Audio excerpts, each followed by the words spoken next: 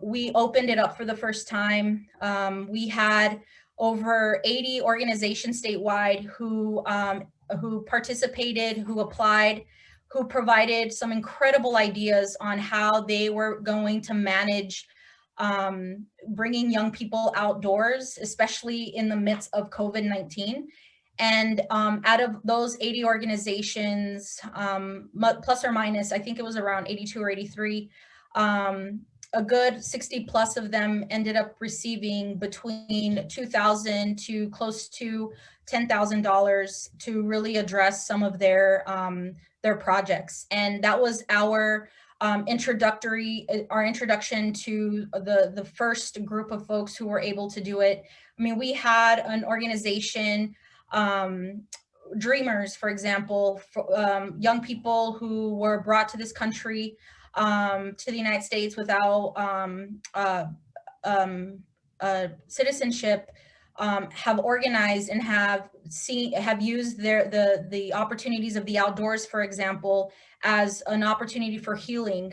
They were able to really come up with a project that was really transformative, and it was really, really exciting to see. Native communities are also applied for these grants, and are also showing some really important transformative ideas in terms of how they bring a lot of their young people outdoors as well.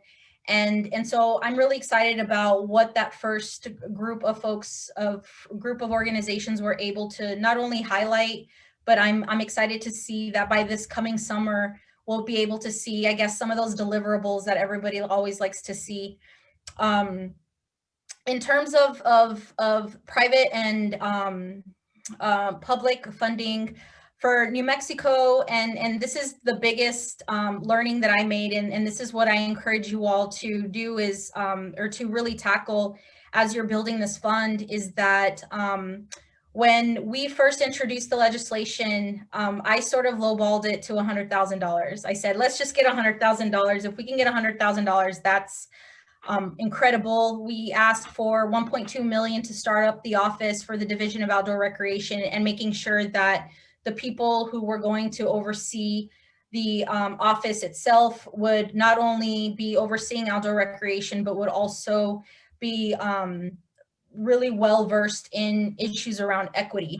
Unfortunately, during the whole negotiating process, we went from creating the Division of Outdoor Recreation into and inserting it into the Department of Economic Development, but then the Outdoor Equity Fund itself was sent to a completely different department under the Youth Conservation Corps, which I think was not, well, it was a bad idea, first, number one. But by the time we were done with negotiating, it was just kind of one of those things that we just kind of gave away. And I bring that example up because that's just an example of how people didn't understand equity at the time, that they just thought that it was related to youth. So let's just throw it into something that's already what youth folks are already doing. Unfortunately, the good people who run the Youth Conservation Corps, it's completely separate from what we're trying to accomplish when it comes to outdoor recreation and making it more inclusive for young people. And so fortunately last year during our 30-day session, we were able to pull the Outdoor Equity Fund out of the Youth Conservation Corps and put it back under the Economic Development Department underneath the Division of Outdoor Recreation, where we fortunately have an amazing director of the division, and was really wonderful in hearing out the board that was overseeing some of the application processes. And then has also been doing a lot of really great recruitment when it comes to bringing in private funding. So we've had folks from as far as REI, the Turner Foundation, providing private funding for this, for the Outdoor Equity Fund, and then matching a lot of and then trying to do their best to match the 100,000 that we initially put in from the general fund. And so the 100,000 is recurring, so we'll see that funding coming into the fund every year.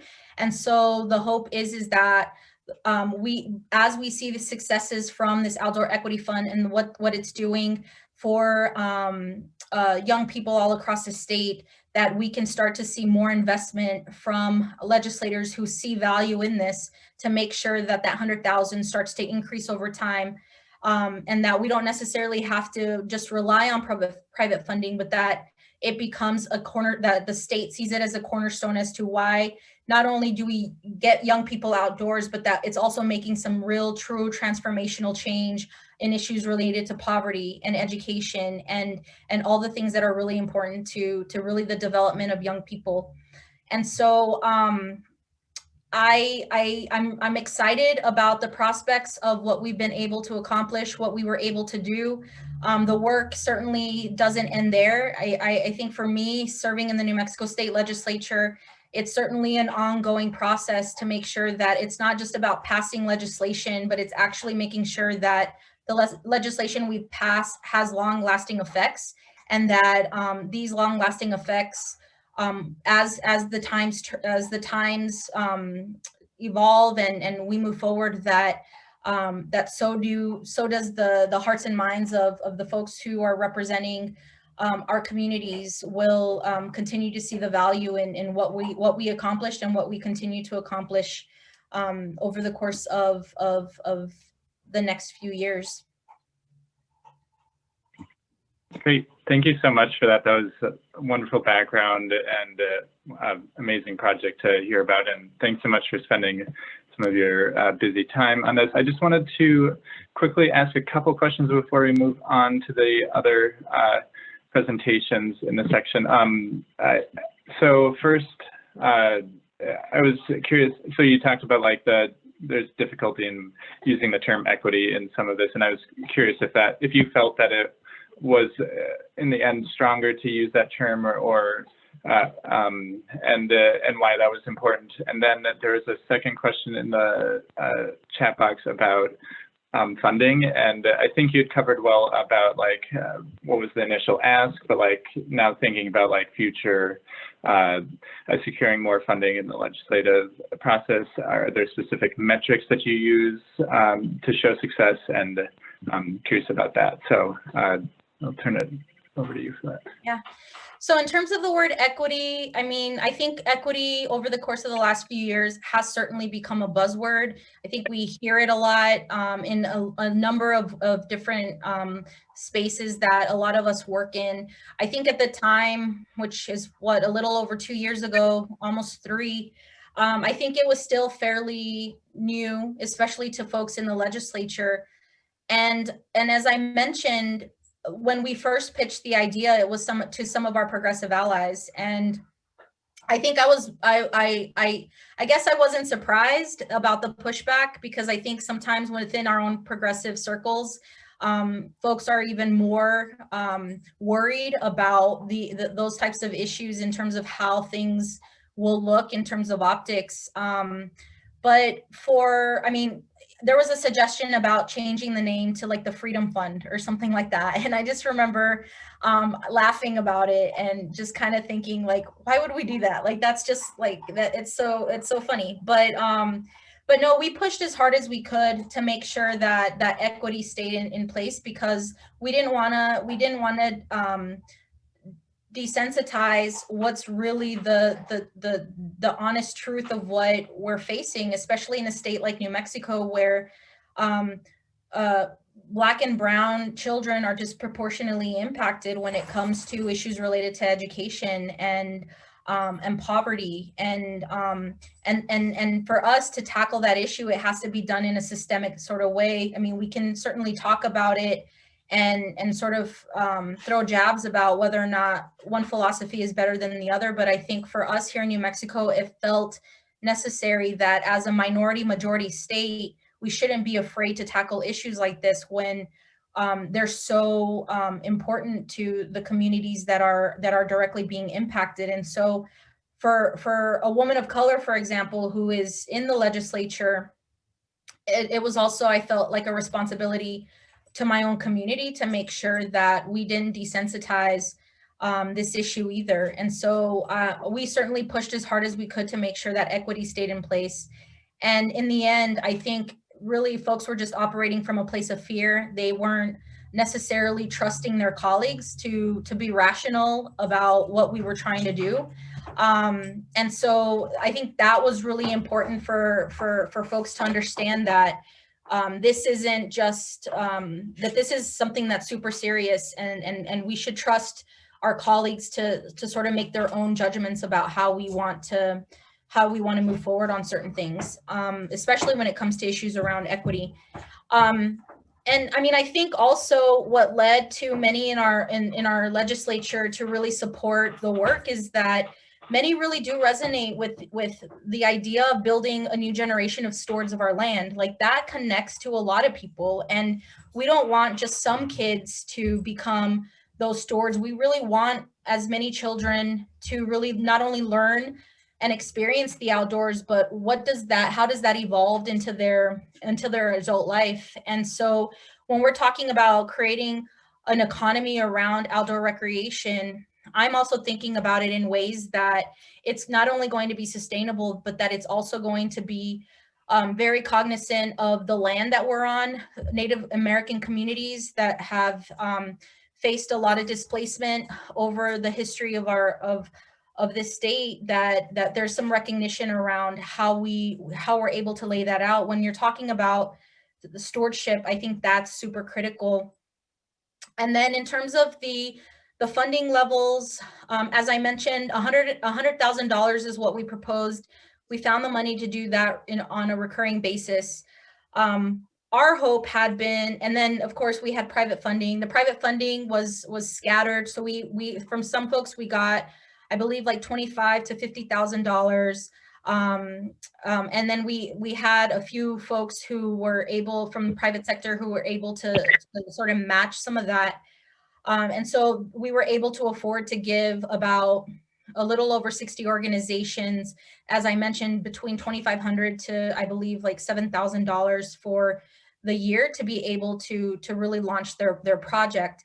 Our goal for this upcoming session was to, we here in New Mexico are trying to legalize recreational cannabis, and our hope had been to use a percentage of the revenues from that to actually go and fund the Outdoor Equity Fund, because our goal is to eventually get to 30,000 kids, that 30,000 New Mexican children will have access to the outdoors in ways that they don't right now, and not just necessarily to the outdoors in the way that some of us know in terms of experiencing and exploring the wilderness, but really just access to their backyard. I mean, we have a lot of young people here in the city of Las Cruces, for example. We're the second largest city in the state, with a national monument, the Organ Mountain Desert Peaks National Monument. Many young people, including many adults, who just never experienced some of our own incredible outdoor spaces. And so it's really about how do we bring some of these opportunities to young people who have such amazing spaces just in their backyard. And some of the organizations, even with just the little funding that they're receiving right now, have come up with some really incredible ideas. I know that we have a very high incarceration rate here in New Mexico. Some of the thoughts and ideas that I have that we can hopefully incorporate is like, especially when it comes to parents who are being released from these institutions, that as they're being recommitted to as they're reuniting with their young people, like how can the outdoors be sort of a space for them to come together and to do a lot of like that type of healing and really in their own reuniting. And so those are some of the different ideas that have come out from the organizations that we've been working with. And so I'm really excited that if and when we get past COVID-19 and we're able to, I guess, go back to normal when it comes to being outside and being able to congregate with more people, that the vision that we have for the Outdoor Equity Fund will be a lot more. We will see much more impact. Even with COVID-19, we're seeing a lot of impact as you all have in places that are like New Mexico. We're just so lucky. I can jump on my bike within a couple minutes and be on a ditch bank and ride 20 miles and not have to worry about seeing a ton of people out without masks or whatever. Like we're just so lucky here in New Mexico. And I know that the rest of the country, there's places that aren't so lucky. And so that's, I think for us, the outdoors is really finding that peace that many of us are needing at these moments, and young people should have that experience just as much. Great, thank you so much. Yeah, that's a nice perspective to have. In DC, being here right now, it's not quite go outside and find some trails, unfortunately. But I think we have a couple other great speakers to hear from, so thank you so much for that. And we might have time at the end for some more open Q&A. I know there's some questions in the chat, so please keep asking those, and hopefully we can get to those as they pop up. But next we'll hear from Kailyn Cottingham, Director of the Washington State Recreation and Conservation Office. I do have the slides pulled up for you, and my internet seems to be okay, so hopefully we can run through those right now and give a preview or a discussion on what Washington is working on in this space too.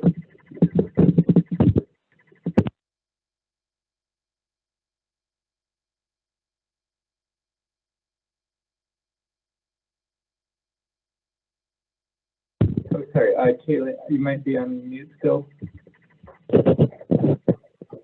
Yeah, sorry about that. Good morning, everyone. I'm at least this morning here on the western edge of the continent. I'm Kailyn Cottingham, and I'm the Director of the Recreation and Conservation Office. I'm going to give you a little context before I jump into my discussion about equity. And the context being, in the state of Washington, my agency is a little different than most of the other agencies. For 50 years, the state of Washington pulled all the various grant programs out of other agencies and consolidated them into an agency that reports directly to the governor. So I'm a member of the cabinet. I manage about a third of my grant programs. I have 17 grant programs, and about a third of them are outdoor recreation. About a third of them are conservation, and about a third of them are restoration of natural areas or aimed at species restoration. So a little bit different, where some of my peers are embedded in state parks or natural resources. I am a standalone agency, which gives us some uniqueness and some independence to manage these grant programs. I administer about $750 million every 2-year budget cycle, and we're quite a popular agency as a result of that. So I'm going to talk a little bit about the state of Washington's love affair with the outdoors, and then about a couple of our grant programs that we're targeting right now for review, and our efforts over the last couple of years and into the future to deal with the question of equity. And like the previous speakers, I'm going to talk about equity, both from a cultural, racial, but also we find some equity issues from rural to urban. So I'll talk about those all kind of in together. So a little bit about our culture here. While you may know us as the birthplace of Amazon and Microsoft and Boeing and Weyerhaeuser, we have been doing a lot of study here in the state, and we find that outdoor recreation is as competitive, if not more competitive, than some of our technology and aerospace businesses. So with that kind of data, we've been really advocating for increased investments in the outdoors. And we make incredible investments in the outdoors. The major grant program that I'm going to talk about, we've invested since it was created in 1990, $1 billion in the outdoor. We're starting to recognize that not only is outdoor recreation important for our economy, but it is important for our well-being, our health, and our way of life here in the Northwest. Many of you have probably visited our state, although most of you probably think it rains every day, which in the month of January, it has rained every day. But for us, a weather report is not, is it raining today? A weather report for us is the mountain out today? So people here really focus on the outdoors, and we really appreciate how important it is. We've done quite a few studies over the last couple of years. We've done economic assessment of outdoor recreation, and we just about 2 months ago updated it, a 5-year update of that economic assessment. We've done through the University of Washington primarily. We did a study called our hiking, biking, walking study that looked at the health benefits and the economic benefits of non-motorized outdoor recreation. We've looked at a lot of things. Our state right now has an environmental justice task force that's looking at how we invest money in the outdoors from a justice point of view. One of our studies revealed that 90% of Washingtonians participate in non-motorized recreation. That's the hiking, biking, and walking. That's every year. So we've got some really good data there. And you all know, and so I don't need to go into details, but you all know the benefits of outdoor recreation. And in fact, during the coronavirus time period here, we've seen incredible increases. We see trailheads packed. We see everyone trying to get outside, getting tired of being cramped in your house. We've also done a study with with a lot of data from our Department of Health that said Washingtonians save more than $390 million a year on health expenditures by spending some time on physical activity outside. So our economy, I mentioned earlier that we rival aerospace and technology. Outdoor recreation in the state of Washington creates 264,000 jobs a year, and that compares with 285 from tech and aerospace. So we're up there in the competitive area. And our citizens just love our outdoor spaces, whether it's hiking, biking, walking, sailing, motorboating, all of those things. So anything we can do to invest in more spaces are important to our citizens. So could I get you to move to the next slide for me, since I don't know how to control it?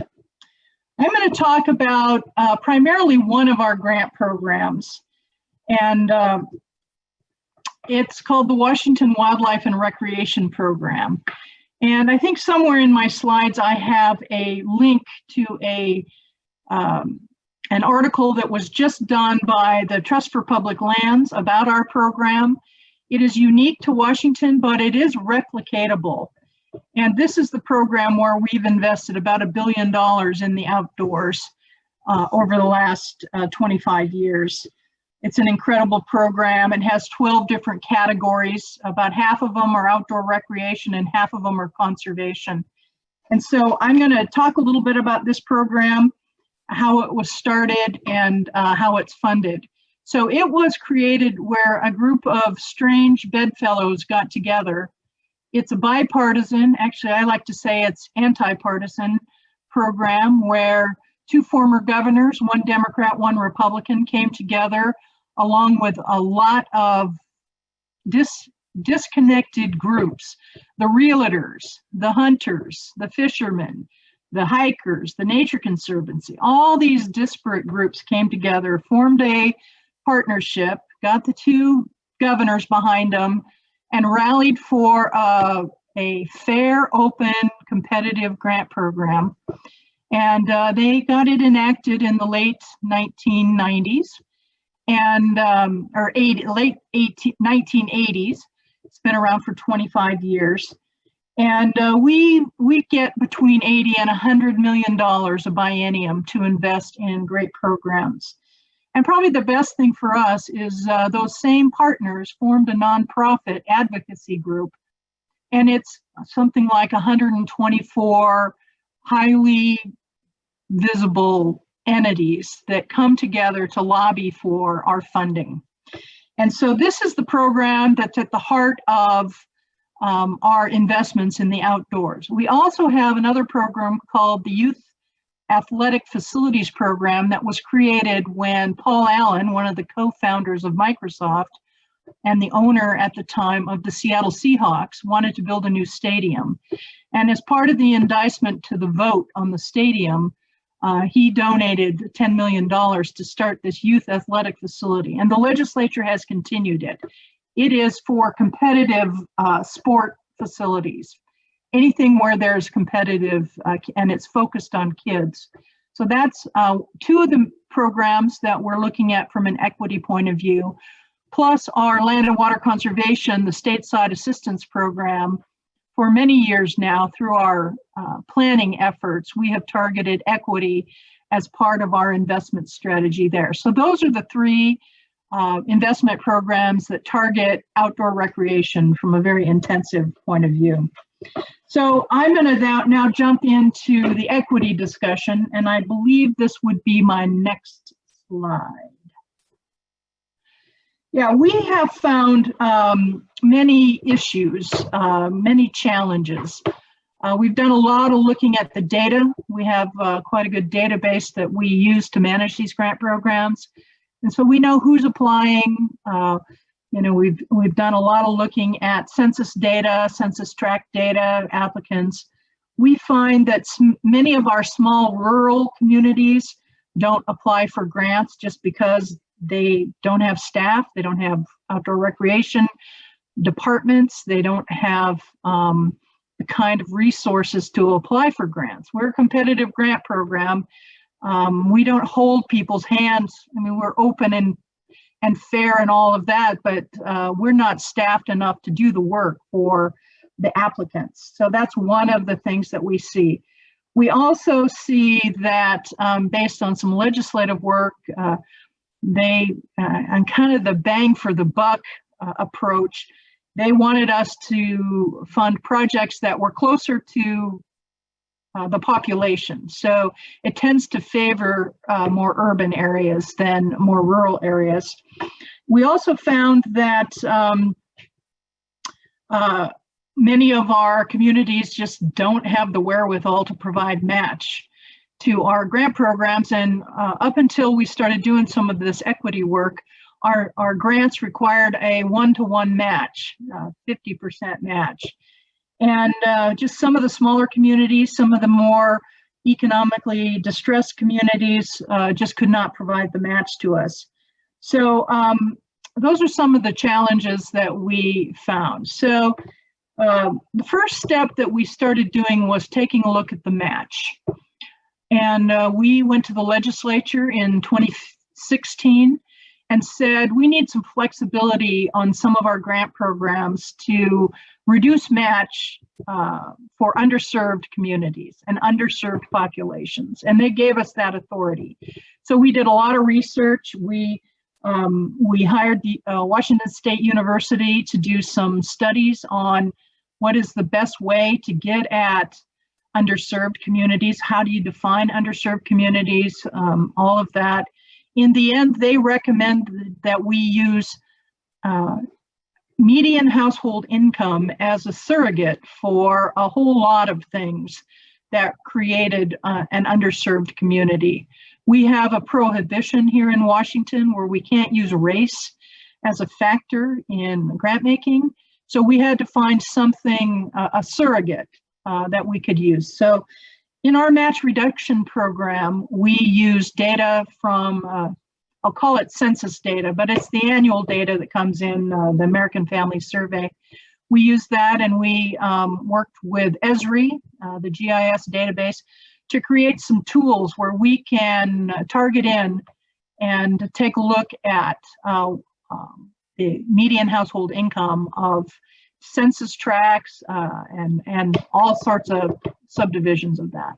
So we adopted a match reduction program that is tiered based on what percentage you are below the median household income for the state. And you can reduce your match either instead of 50%, you can 40, 30, 20. The lowest reduction we get down to only having to provide 10% in match. we figured there needed to be some skin in the game at some level. Excuse me. So we have seen, especially since we did a mapping tool and we've been doing a lot of outreach, we created 4 pathways for people to get a reduced match. You can get in because your jurisdiction is below the median household income. You can get in because where you're locating the park is in a census tract that is below the median household income. You can get in because you're a county in need, which has a little different pathway because many of our counties have huge percentage of federal land and thus no taxable base with which to generate a match. And then finally, and this came into play this year, finally, we said if your community is under a federal disaster declaration, you can get a reduced match. And this year with the COVID emergency declarations, we gave everybody the ability to have a reduced match up to 25% in these categories. And so we're just in our second round of using this match reduction. And after the first grant round, we saw about 1/3 of the applicants coming in qualified for a match. And for kind of a unique reason, only 74% were able to take advantage of that match reduction. And we also saw, as a result of this, we saw 26% of our applicants that came in were new to our system. So that was our goal, to get more people and to get those jurisdictions that weren't in the program before. Now, one thing you should know is we did not change, as a result of this work that we did, we did not change how we score projects. So if you were a good program, you're probably a good program anyway, you're at the top of the list, but if you didn't do a good job with your project, this didn't change the score. We are now doing work to see if we should change the scoring in relationship to some of our equity work. So next steps, I'm going to kind of launch into next steps now. We are learning through some of our studies that just building park facilities is not enough. We're finding through our studies that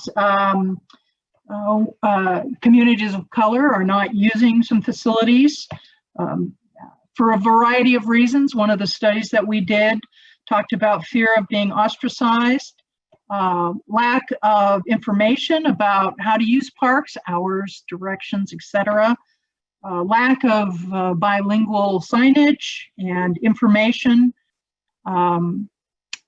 with outdoor recreation not being part of a social or cultural norm. We found a lot of barriers along those routes. So one of the things that we are doing in partnership with our state parks department, our legislature created about 10 years ago a program called No Child Left Inside. And it wasn't funded for a long time, but we have convinced, because of the equity arguments, we have convinced our legislature to fund this program. And for the last 3 bienniums, we've gotten about $1.5 million to do, and these are programmatic grants to get underserved kids out into the outdoors. And the governor's budget, which was just released in December, has $2 million dedicated to this great program. So if anybody's interested in our No Child Left Inside program, just let me know. And the next thing, we had proposed to our governor that we, for a variety of reasons, one is just changing the match wasn't enough. We find in our big grant programs, nonprofits are not eligible in the outdoor recreation categories, and they tend to be the ones that do a lot more of this advocacy and equity work.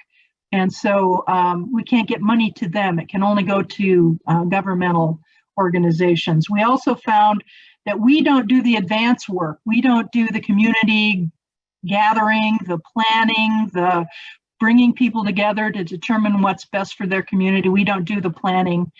And then we don't do the hand holding. So those three things caused us to ask the governor to create a new grant program called our Outdoor Recreation Equity Program, where we would have kind of a pilot effort to distribute money in a different way.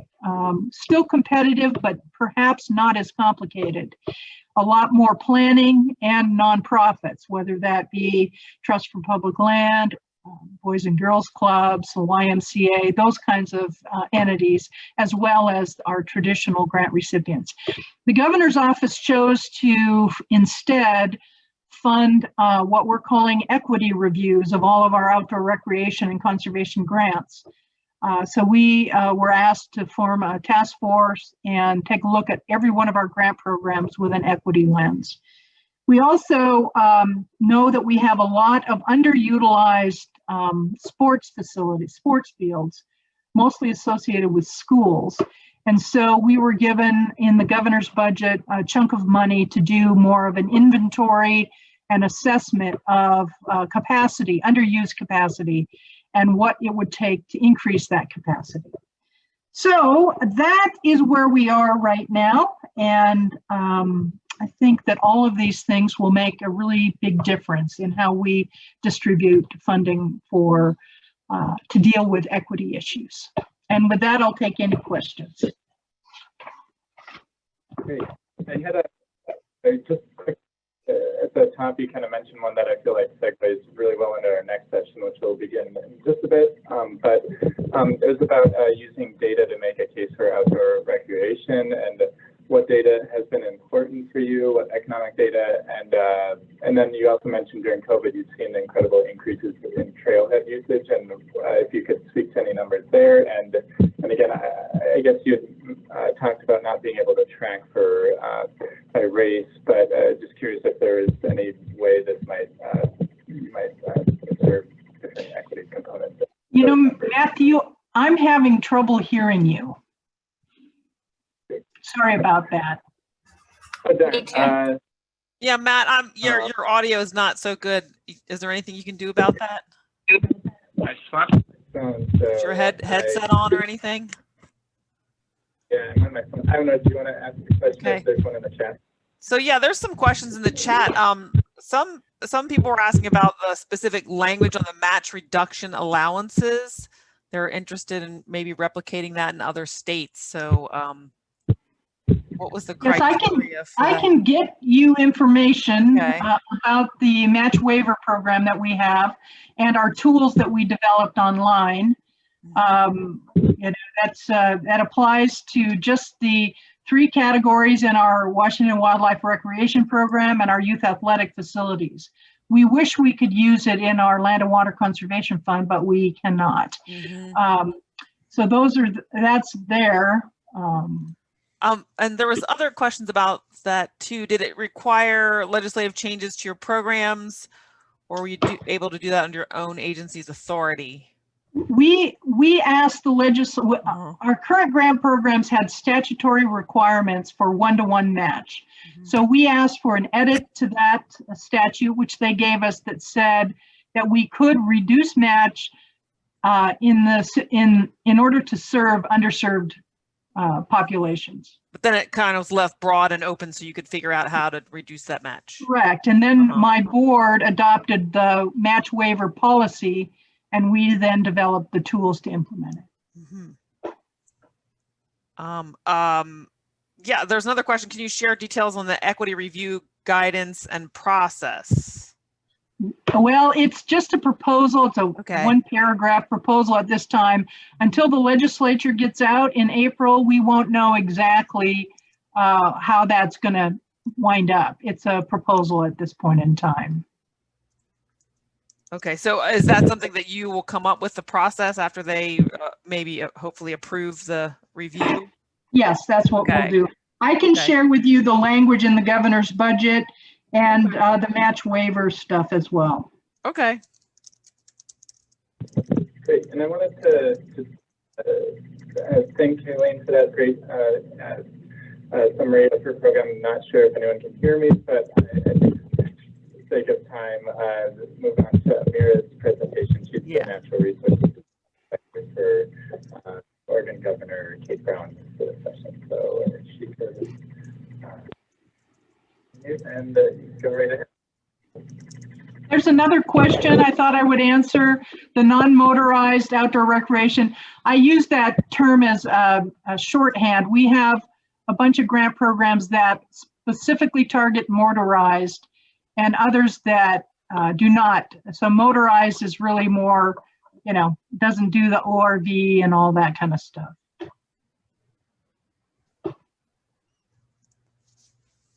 All right, thanks. I think we're moving on to Amira right now. Amira Streeter. Hi, good afternoon, everyone. Welcome. I hope you all can hear me. I have been having audio problems this whole week, so let me know in the chat if it starts to break up. But yeah, my name is Amira Streeter. I'm the Natural Resources Policy Advisor to Governor Kailyn Brown. And I know we're running a little bit behind on time, so I will try to just zoom through some of these slides really quickly. Yeah, that's okay. Don't rush too much. We want to give you full time, Okay. Well, I am here, and thank you for inviting me to come and present about the future endeavors that Oregon is taking up this legislative session that involve outdoor recreation. The governor has had a really top priority around outdoor recreation for a long time now, and has had a number of different initiatives, including Roadmap to the Outdoors and the governor's task force on the outdoors that I'm going to talk about a little bit in more detail. So the and thank you to Kailyn as well. In 2017, the governor signed and the legislature passed a bill that would create that office. And Kailyn has been doing a really great job in leading the work. And now we'll be moving forward to the future and expanding out that program, hopefully, if it gets passed in the 21 session. So the Governor Brown Task Force on the Outdoors was created understanding that there are some challenging aspects with access to the outdoors. The outdoor recreation industry in Oregon is one of the top economic drivers in the state. And by growing our economy, sustaining our natural resources, and encouraging outdoor recreation experiences that benefit all Oregonians, we are making sure that that treasure in Oregon is held dear and expanded so that everyone can enjoy it.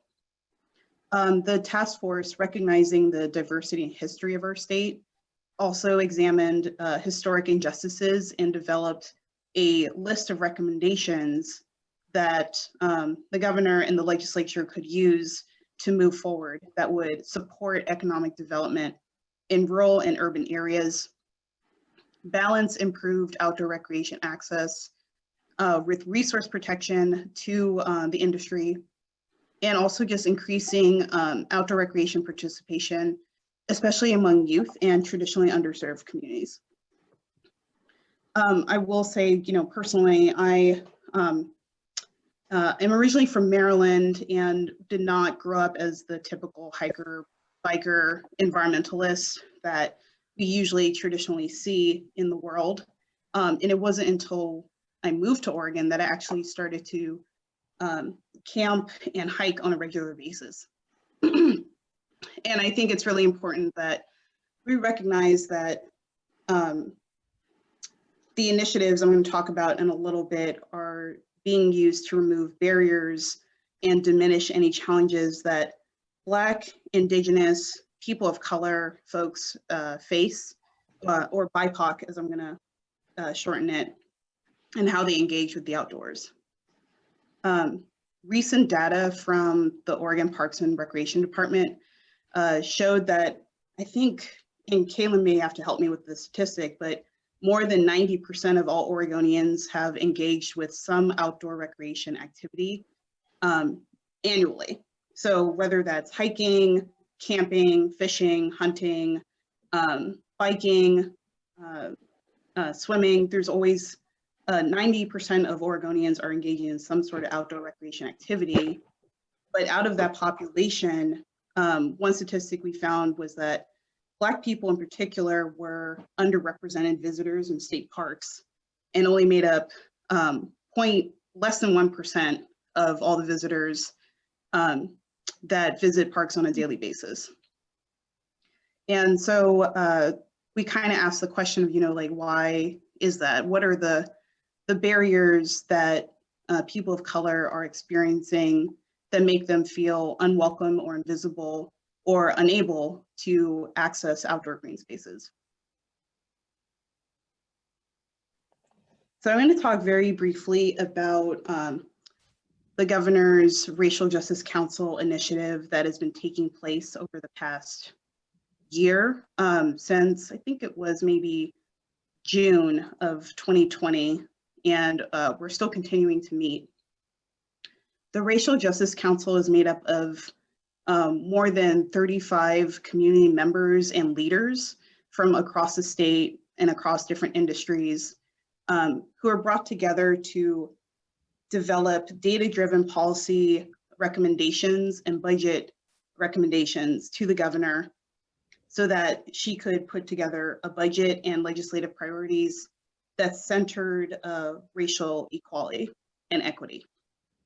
The Racial Justice Council looked at, I'm sorry, there's a typo on here, but 6 different policy areas, including criminal justice reform and police accountability, housing and homelessness, economic opportunity, health equity, environmental equity, and education. I am co-leading the Environmental Equity Committee under the Racial Justice Council, along with my co-lead, Jason Miner, and that group is made up of, I think, 20 community leaders and environmental justice experts and advocates from across the state to look at how we can center racial equity when we're talking about the natural environment. The environmental sphere and natural resources industries have been historically and traditionally a majority white led and white dominant. And so this group that's made up of, I think, 50% women of color to work together to develop some input and ideas around making sure that the environment and natural resources world is more equitable.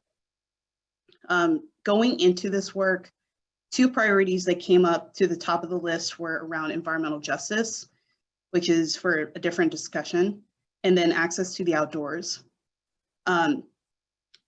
So taking the recommendations from the governor's task force on the outdoors and input from this group, along with the Racial Justice Council, there are 2 main bills that we will try to bring forth this legislative session, along with $500,000 to go to the Office of Outdoor Recreation so that they can expand their work. And that could look like adding another position to help Kailyn with his work, and also developing a grant program to highlight and increase access for marginalized communities. So the first bill concept I'm going to talk about would be under House Bill 2171. And this bill gives very specific directives to the Office of Outdoor Recreation to work with other agencies and to also expand on access initiatives that were promoted by the governor's task force.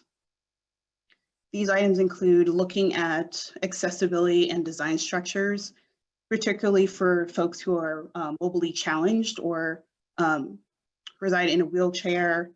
It also creates an outdoor recreation advisory committee to work with the Office of Outdoor Recreation to highlight different aspects of diversity that can be tweaked and figured out, and also just to bolster and help Kailyn as he continues his work.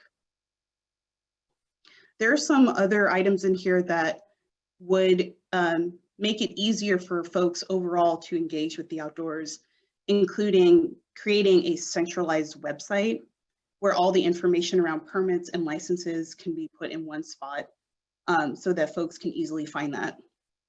Right now, you have to go to different agency websites to get the information. So you have to go to parks. Then if you want to do hunting, you have to go to the Department of Wildlife to get that information. And this would just consolidate everything together while putting all levels of recreation on the same playing field. It also directs the office to submit an annual inventory and gap analysis around recreation infrastructure, to study different options around accessibility and membership for committees, and making sure that diversity is reflected within those structures. And then also collaborating with the Oregon Business Development Department, or Business Oregon, or Travel Oregon as well, to design and propose a grant program that would support outdoor recreation products, organizations, and business accelerators. The second bill that we are looking at, which is still a very new concept, is our Safety in the Outdoors bill. And this bill came out of I guess a fear and necessity that BIPOC populations feel when they engage in the outdoors and feeling unwelcome in those spaces. There have been instances where people of color have been harassed while they are camping or biking.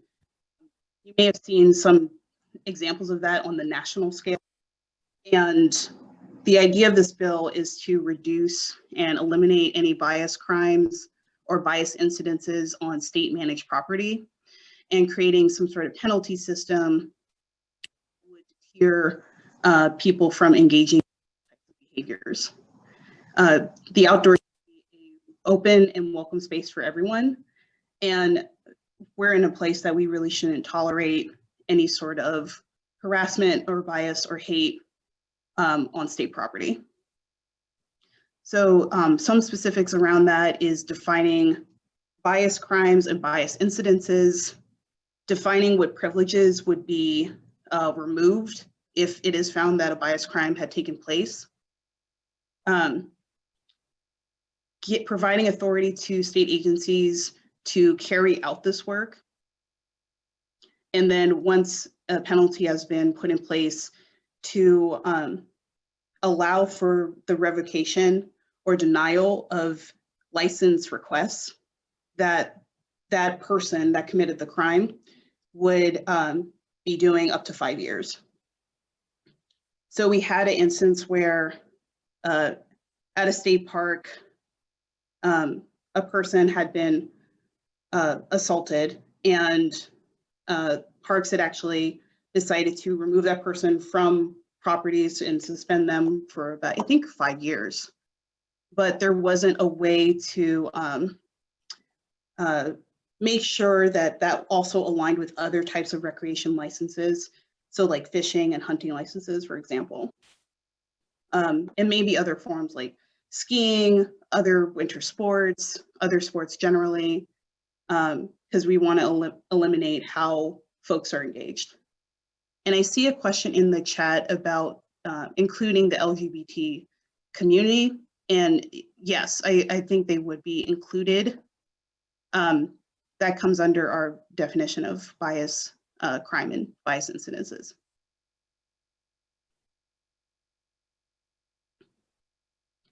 And I think that is it. So I'm happy to take some questions or go back to a slide and kind of explain out anything that comes up. As we approach the legislative session, we have a system where we go into a long session and then a short session. We'll be going to a long session, which means it starts January 19th, in a couple weeks, and would run probably to the beginning of July. And we are working on getting a few legislative champions for both bills. Happy to take any questions or hear any comments or concerns.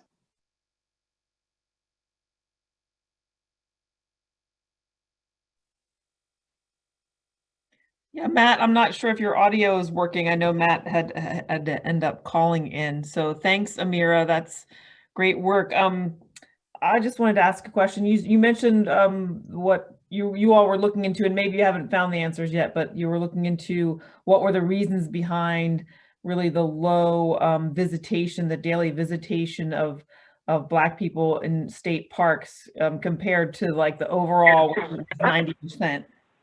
Did you actually come up, find some reasons, or is this, the next step is to look into those reasons? I believe that's one of the next steps to look into.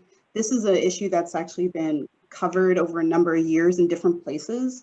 So like in Oregon, we have the Metro Regional Government, and there are articles about that. Oregon Public Broadcasting has also put out articles just talking about the experience that people of color have had in the outdoors.